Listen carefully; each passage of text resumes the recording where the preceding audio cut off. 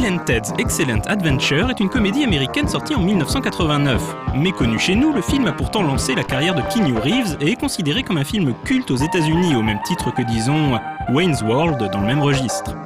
Les aventures de Bill & Ted ont engendré 2 films, une série animée, une série live, mais aussi plusieurs jeux vidéo, ainsi qu'un jeu parodique dont nous allons parler aujourd'hui dans Retro & Magic.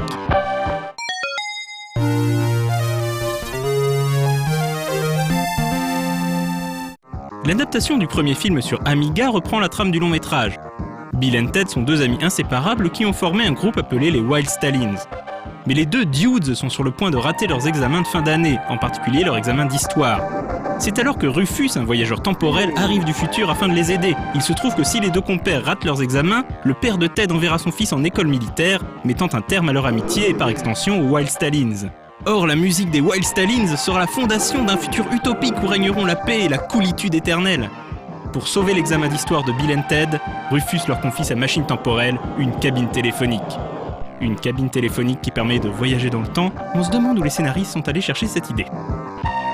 Le but du jeu est de composer les numéros de téléphone temporels des différents dudes historiquement importants afin de les recruter pour aider Bill et Ted à réussir leur examen. Chaque époque prend la forme d'un mini-jeu. Ainsi, dans la Grèce antique, il s'agira d'une épreuve de plateforme, tandis que le duo escalade une montagne pour trouver la réponse à la question « Qui est plus intelligent que Socrate ?» Dans la France de la Révolution, il s'agira de triompher d'un labyrinthe censé représenter la Bastille, et ainsi de suite. Bill & Ted sur Amiga reste malgré tout un jeu très oubliable et n'a pas l'inventivité du film original.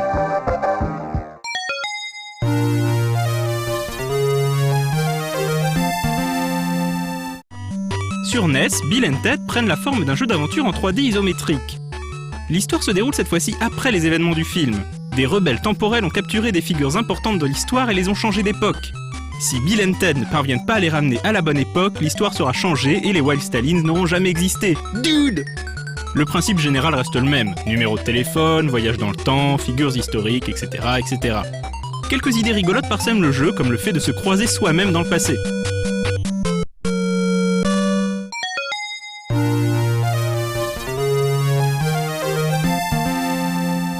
Sur Game Boy, Bill & Ted change à nouveau de gameplay puisqu'il s'agit d'un jeu de plateforme arcade très basique qui n'est pas sans évoquer quelques vieux titres comme Space Panic ou le premier Donkey Kong. Il s'agit d'éviter les ennemis et de ramasser toutes les orbes afin d'éviter que le méchant Dénémolos ne change l'histoire. On notera au passage que malgré son titre, le jeu est en fait basé sur le 2e film, Bill & Ted's Bogus Journey.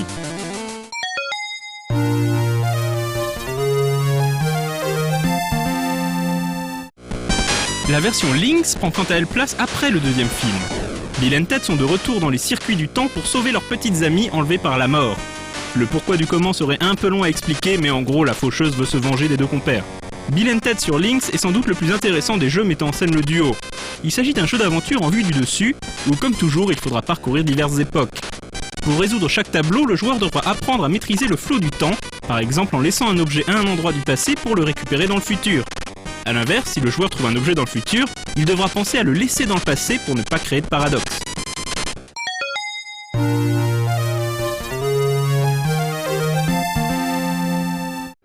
Preuve s'il en fallait du succès rencontré par Bill & Ted outre-Atlantique, un RPG parodique vit le jour peu après le film. Baptisé Richard and Alan's Escape from Hell, il conte l'aventure infernale de 2 dudes transportés accidentellement en enfer par un coup de téléphone malencontreux.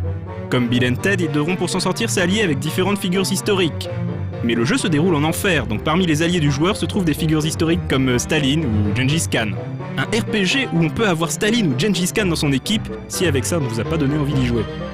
Le jeu est construit sur le moteur de Wasteland et Fountains of Dream, dont on avait déjà parlé dans le Retro & Magic sur la série Wasteland Fallout.